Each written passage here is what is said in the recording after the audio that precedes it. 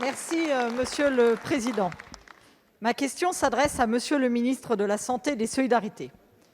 En mars 2020, face à l'urgence sanitaire, le Gouvernement prenait une décision majeure, unanimement saluée et salutaire pour les enfants : l'interdiction des sorties sèches des jeunes majeurs accueillis par l'aide sociale à l'enfance. Cette mesure a été plusieurs fois reconduite lors des différents textes d'urgence sanitaire, mais elle arrive à échéance dans 2 jours. Il pourra dès lors être mis fin aux prises en charge jusqu'ici sanctuarisées et des jeunes pourront ainsi être remis à la rue sans accompagnement particulier. Des années durant, les départements, l'État ont investi sur ces enfants. Il serait absurde qu'au bout d'un moment et où cet investissement doit se concrétiser, on les abandonne.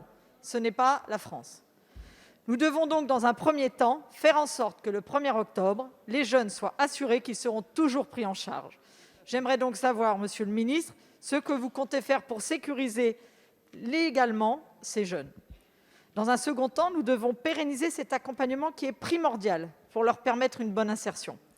Et dans ce cadre, un récent projet de loi, voté à l'Assemblée nationale, ouvrait le chantier de la protection des jeunes majeurs.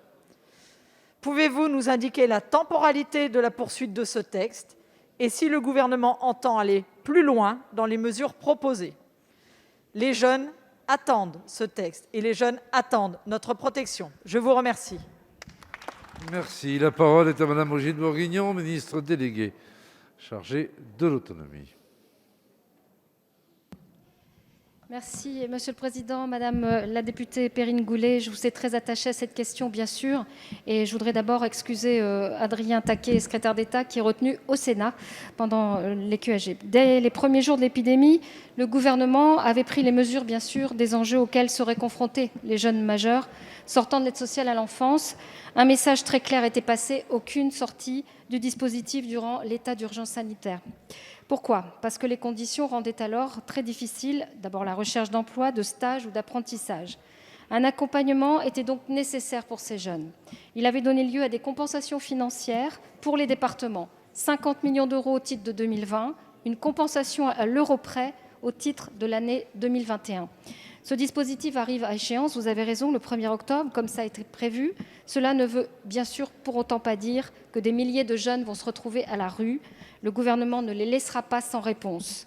Le Premier ministre a annoncé hier le fléchage de 900 millions d'euros d'ici la fin de l'année pour la formation, pour l'apprentissage.